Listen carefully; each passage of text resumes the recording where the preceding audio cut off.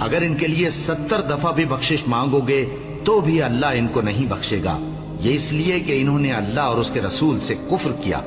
اور اللہ نافرمان لوگوں کو ہدایت نہیں دیتا۔